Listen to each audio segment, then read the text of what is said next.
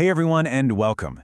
Today we're diving deep into Psalm 141, brought to you by the You Need Faith in Jesus team. This is such a powerful prayer from David, and we're going to break it down verse by verse to really figure out what it means to have a guarded heart. So, let's get right into it. Let me ask you something. Have you ever been in a situation that was so overwhelming, you didn't have time for a fancy, well-thought-out prayer, you just needed help, like right now? That raw, urgent feeling? That's exactly where Psalm 141 kicks off. It's a desperate plea that I think every single one of us can relate. So the very first thing we see is this urgent cry for help. It's clear David is in some kind of big trouble, and believe me, he is not holding back.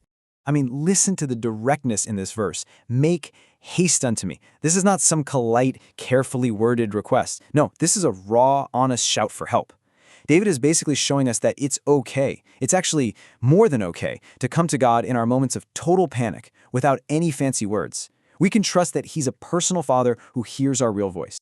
And this wasn't just a one-time thing for David. If you look at Psalm 70, verse 1, he prays something really similar. Make haste, O God, to deliver me. Make haste to help me, O Lord. It just proves that sometimes our most powerful prayers are actually our simplest and most desperate ones.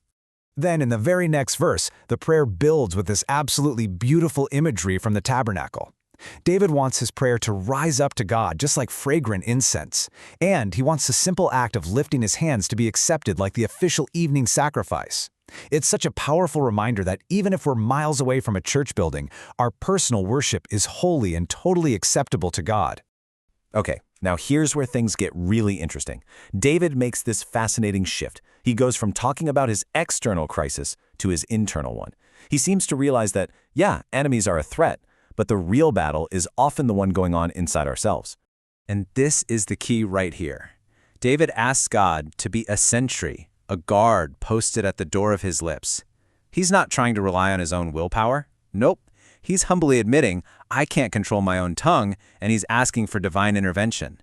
I don't know about you, but that's a prayer I could probably use daily.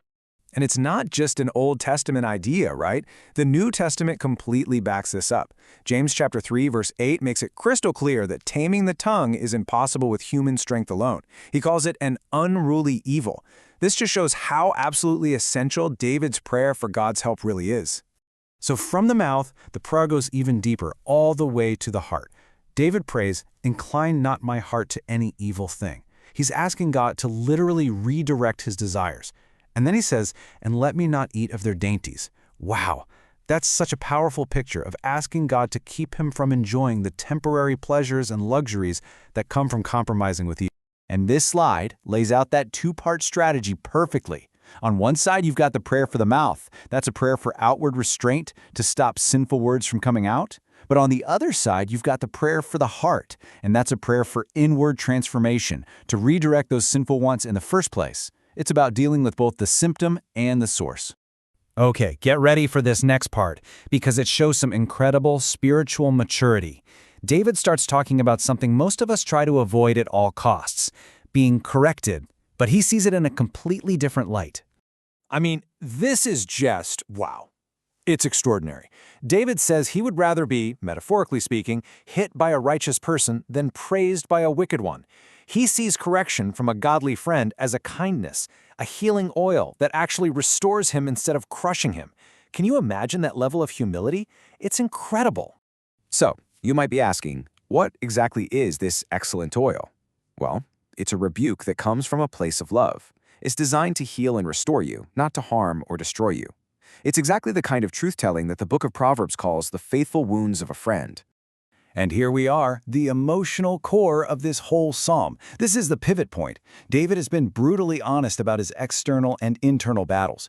Here, he basically hits rock bottom, but then he makes a dramatic, life-changing pivot. Just listen to how graphic this imagery is. He feels completely defeated, totally exposed and vulnerable, like his bones are just scattered around like wood chips at the edge of a grave. In his mind, all human hope is gone. It's a picture of total helplessness. But this one little word changes everything. It's the hinge on which the entire psalm, and honestly, our entire perspective in our own trials, can turn. And this, right here, this is the choice that defines faith. But mine eyes are unto thee. David deliberately turns his focus away from his scattered bones, away from his circumstances, and he fixes his eyes on God. That is the essence of faith, choosing to trust God even when everything around you is screaming defeat. So that shift in focus, that turn to God, leads us right into our final section. Because he's made that choice to trust, David can now pray with real confidence for God's protection and his justice. So he asks God, keep me from the snares and the jinns, which are basically just different kinds of hidden traps that his enemies have set. This reminds us that our spiritual enemy is a deceiver who sets clever, hidden traps. This is a prayer for God to protect us from the dangers we see, and maybe more importantly, the ones we don't. And the psalm ends with this confident prayer for divine justice. And this isn't David just wanting personal revenge. It's a real desire to see evil defeat itself. David is expressing his confident hope that while the wicked get caught in their own schemes, he's going to safely escape. It's a powerful declaration of trust in God's ultimate deliverance.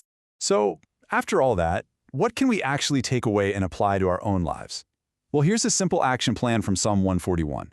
Number 1, cry out honestly to God when you're in distress. 2, ask God to guard your words every day. 3, pray for Him to redirect your heart's desires. 4, learn to welcome and even value godly correction. And 5, probably the most crucial step of all, when hope feels lost, fix your eyes on God. And that leaves us with one last thing to think about. Based on David's incredibly honest prayer, which door in your life needs a divine sentry watching over it today? Is it the door of your lips or the door of your heart? Something to really reflect on.